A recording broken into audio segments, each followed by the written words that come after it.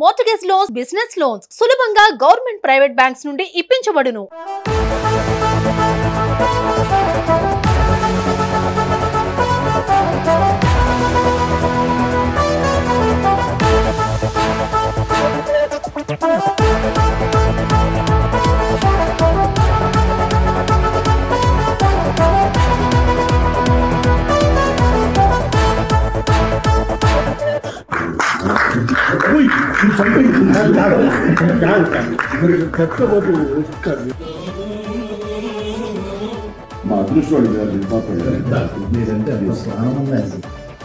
ఇంత తీపి జ్ఞాపకాన్ని మా అందరికి ఇచ్చిన దత్తు గారికి ఒక మంచి జ్ఞాపిక ఇవ్వాలి, గుర్తుగా ఇవ్వాలని చెప్పేసి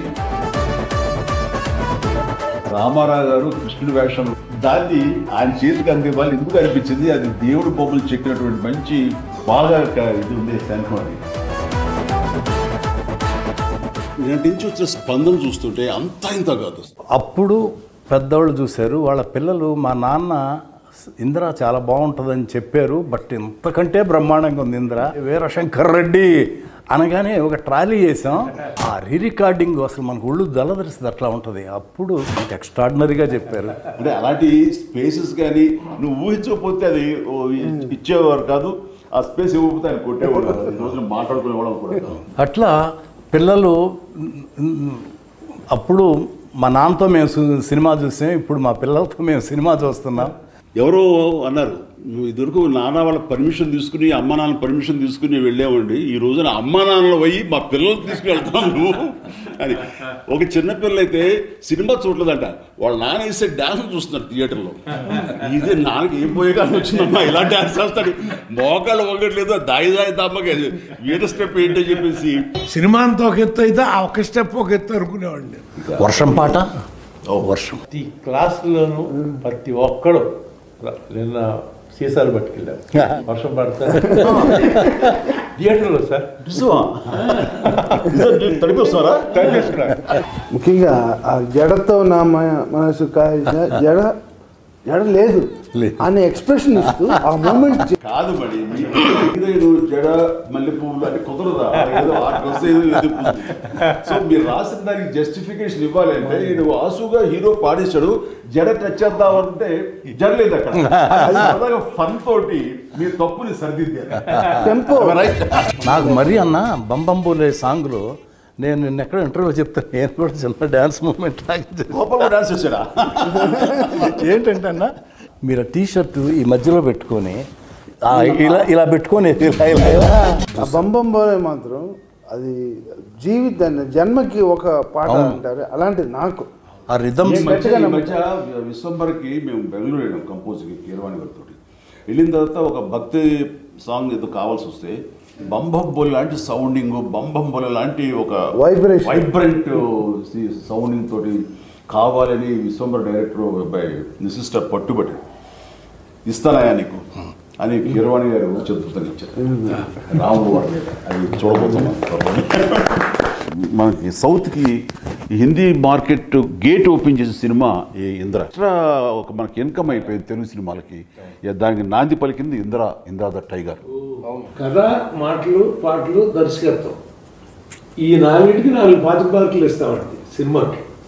కానీ ఈ మీ దగ్గరికి వచ్చేసరికి ఇవి మేము సగం అయితే మాకు సగం అంతే అంతే. మీ గురించి ఒక మాట చెప్తా. మీరు ఖైదీ సినిమాలో వస్తుంటారు బ్రిడ్జి మీద, ఎక్కడికి వెళ్తూనే ఉంటాడు అంటే కోటిపల్లి ఓహో అని వెళ్ళిపోతుంటాడు. కానీ మీరు షిఫ్ట్ అవుతారు, ఏంటి కొండపల్లి వెళ్తాడు, అక్కడికి వెళ్తున్నాడు అంటే మనసు మార్చుకున్నాం. అట్లా మీరు ఇండస్ట్రీకి నటుడిగా వచ్చారు, కానీ మనసు మార్చుకుని మహానటుడు అయ్యారు.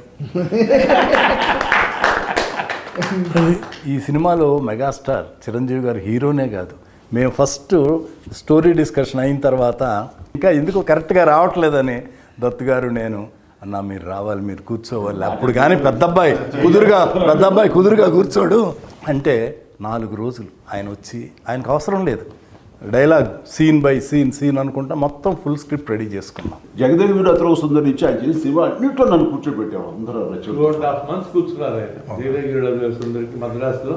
రాఘవేంద్ర వారిని 5 రోజులు మిస్ అయ్యాడు కానీ 2.5 months ఆయన తప్పన ఇది ఎంత ఎక్స్ట్రాడినరీగా ఉంటుందో. ఫైనల్ ఇప్పుడు లెంగ్త్ ప్రాబ్లం వచ్చింది, మేము ఫస్ట్ కాపీ చూసాం. 3 hours 20 minutes వచ్చింది. 25 minutes తగ్గించాలన్న ఇది 18 నిమిషాలు 20 నిమిషాలు లేకపోతాం. ఇప్పుడు మేమంతా అనుకున్నాం మిమ్మల్ని ముందు కూర్చోబెట్టి మేము ఎవరో ఏం మాట్లాడకూడదు అని పర్ఫెక్ట్గా ఆ లెంగ్త్ ఇన్పుట్స్ అన్నది ఎవరు ఏమి ఇస్తారో తెలియదు, ఎలాంటి సహకారం లభిస్తుందో తెలియదు. ఒక బ్రెయిన్కి 2 బ్రెయిన్లు గొప్పవి, 2కు 3 బ్రెయిన్లు ఎప్పుడు గొప్పవి. అది నమ్మినటువంటి మనిషి గొప్ప.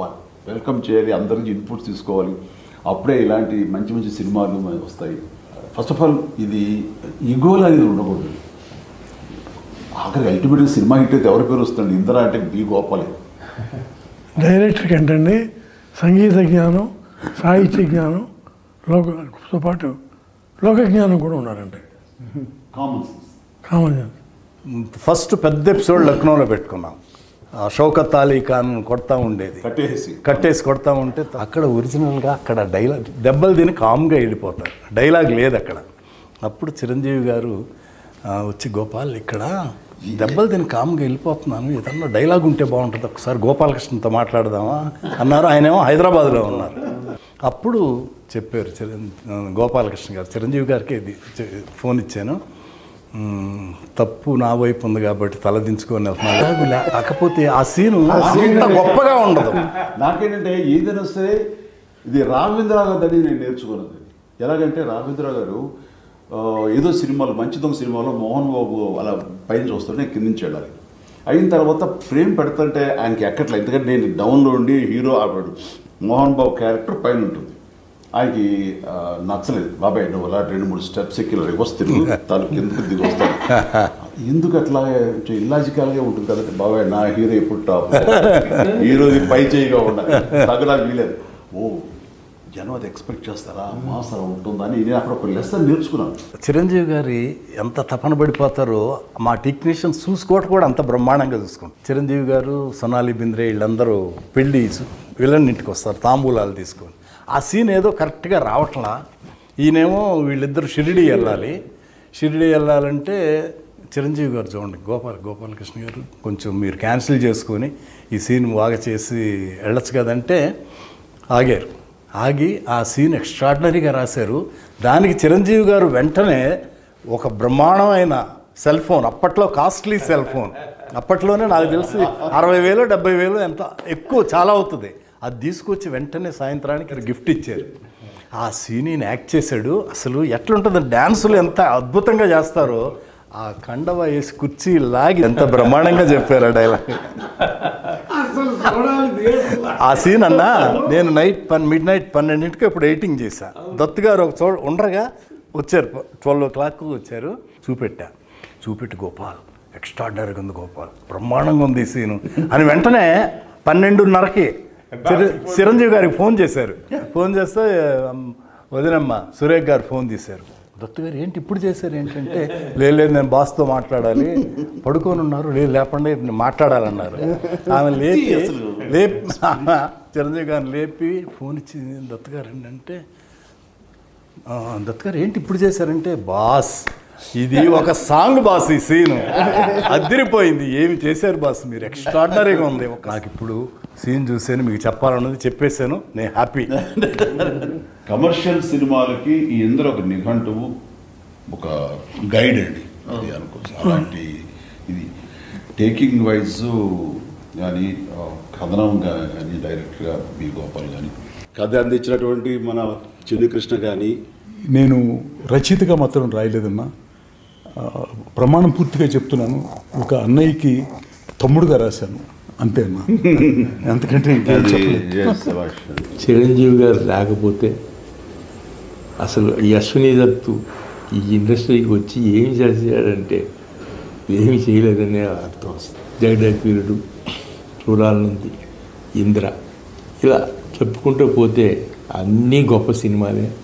చిరంజీవి గారికి ఏమిచ్చి రుణం తీసుకోవాలో నాకు అర్థం కాదు. సార్ అలా కాదు. నేను ఆ మాట మీరు పెద్ద పెద్ద మాట నేను ఒప్పుకోరు సార్. మీరు డెఫినెట్గా మేము అందరం మీ రుణం తీర్చుకోవాలి. ఇందిరా 2 చేయాలని నా కోరిక. డన్ బాబాయ్, డన్. హృదయజ్ఞుడు అతిలో సుందర్ కూడా మీరు చేయాలనే ఆలోచన ఉంది. ముందు చేశారు కాబట్టి దీనికి ఇందిరాకి ఒకటి, జగదగిరుడికి ఒకటి, 2 సీక్వెల్స్ వస్తాయి. ఇది నేను 100%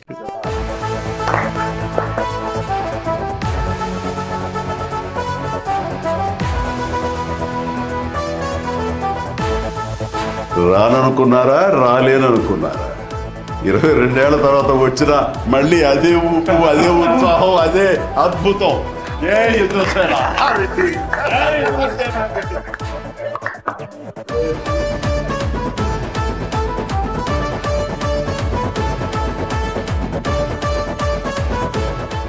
సుమన్ టీవీలో మీ పర్సనల్ అండ్ బిజినెస్ ప్రమోషన్స్ కోసం కింది నెంబర్కి కాంటాక్ట్ చేయండి.